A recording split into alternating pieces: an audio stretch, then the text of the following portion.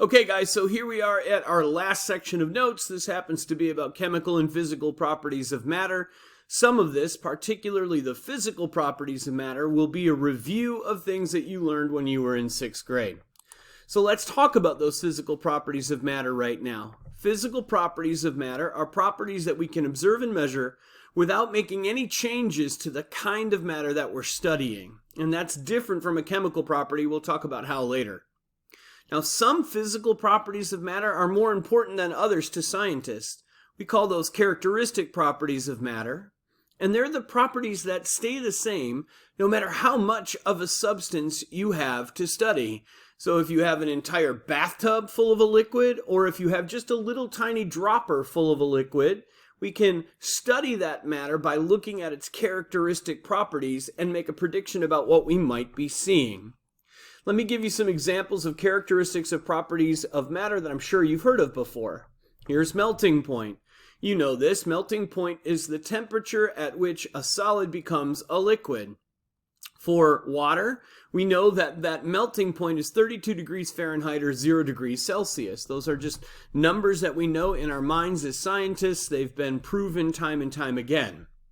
Well, melting point is a characteristic property of matter. That means that if you have a huge block of ice, and if you have a tiny little ice cube, they're going to both melt at the same temperature. And that's useful to scientists because if we find a substance out somewhere where we're studying and we think it might be ice, we can try to melt that substance, and if it melts at 32 degrees Fahrenheit, then we have a reasonable prediction or assumption that that may be water. That's how a characteristic property helps us. Here's another example of a characteristic property of matter that you guys have heard of before. It's boiling point. And boiling point is the temperature at which a liquid becomes a gas. For water, the boiling point is 100 degrees Celsius or 212 degrees Fahrenheit. And again, that's a characteristic property. So what that means is if you have an entire bathtub full of a clear liquid and it boils at 212 degrees Fahrenheit, you can make a reasonable assumption that it might be water because we know that water boils at 212 degrees Fahrenheit. Similarly, if we just have a little tiny dropper full of a clear liquid and you don't know what it is, well, if you try to boil it and it boils at 212 degrees Fahrenheit, good chance that that might be water. That's what a characteristic property does for us. Because it doesn't change based on the amount of a substance that you have, it's easy for us to use that to identify unknown substances. Here's a final example of a characteristic property of matter. This is density. So density, you remember from 6th grade, it was the most important concept we studied then, is how tightly packed together molecules are inside of a substance. And to calculate density, we figure out the mass of an item and we divide it by its volume. Okay? Well, density is also a characteristic property of matter. That means that no matter how much of a substance you have, the density will remain the same. When you were in 6th grade, we did a lab where we measured the density of a small cube of clay versus a big brick of clay. And those densities were the same. Didn't matter that it was a huge amount of clay, the density remained the same. Again, characteristic property of matter. Those are important because they help us to identify unknown substances.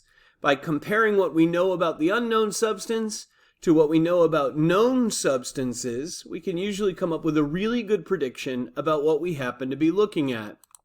Now, not all physical properties are characteristic properties of matter, and here's an example. Color is a physical property of matter. We can use it to identify substances. We know that oranges are orange, for example. Right? We know that quartz oftentimes appears as sort of a milky white rock. So we can use color to identify some substances, but we can't use color as a characteristic property simply because there are lots of substances out there that share the same color. An orange isn't the only thing in the universe that's orange, and quartz is not the only milky white rock that there are. So color helps us to kind of get a hint at what something might be when we're talking about a physical property of matter, but it's never a total guarantee like those characteristic properties that we were talking about before. Now, I want to show you that physical properties of matter do not change, or I should say it differently, physical changes to matter do not change the composition of what is inside of the matter. And some really good examples of physical changes of matter are when we change the state of matter, so when it goes from a solid to a liquid to a gas, or when we change the size and shape of matter. Now, let's talk about those changes in state again. You know all the changes in state. You know that when something goes from a solid to a liquid to a gas and back again, that we're changing states. Well, what's really interesting is that when we change states of matter, when we go from a solid to a liquid or a liquid to a gas, you're actually not changing the chemical composition of the substance at all. So when an ice cube melts and becomes liquid water, it's still water. It's still made up of H2O molecules. Or similarly, when you take a brick of ice and you melt it, or I should say it differently, you take a glass of water and you freeze it, you're changing state, right? You're going from a liquid to a solid.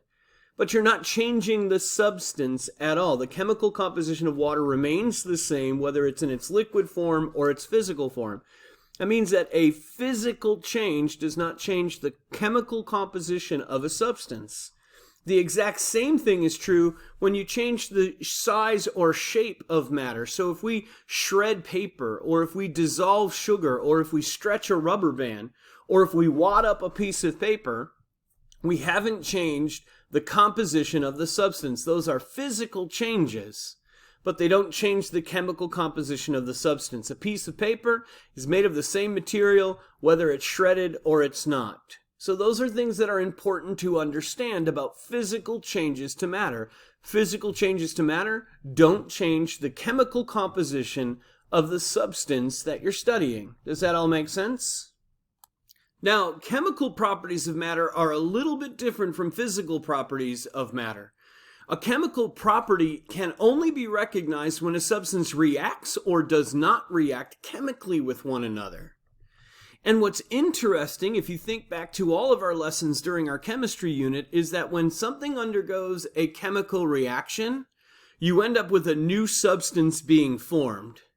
So chemical properties of matter are different in the sense that when you use a chemical property of matter to identify a substance, you also end up losing the original substance, because as it undergoes a chemical reaction, it becomes a new substance with a change in its chemical composition. In some ways, when I think about chemical and physical properties of matter, I always think the physical properties are somewhat better when we're trying to identify unknown substances, because a physical property doesn't result in us losing the original substance, because it becomes something new in the course of a chemical reaction. That's the tricky part. Now let me give you a couple of examples of chemical properties of matter. One chemical property of matter is the ability of a substance to burn. Burning is reacting quickly with oxygen, and the resulting products are light and heat. We end up getting light and heat out of it. However, when we burn something, right, you lose the original substance. It can help us to identify something. The ability to react with oxygen to produce light and heat is a chemical property of matter. So it will help us to identify unknown substances. The problem is you lose the original substance when that chemical reaction occurs. You end up losing the substance. And, I think that's kind of a bummer, especially if you're trying to identify something that is an unknown substance and you only have a limited amount of it. Here's another chemical property of matter.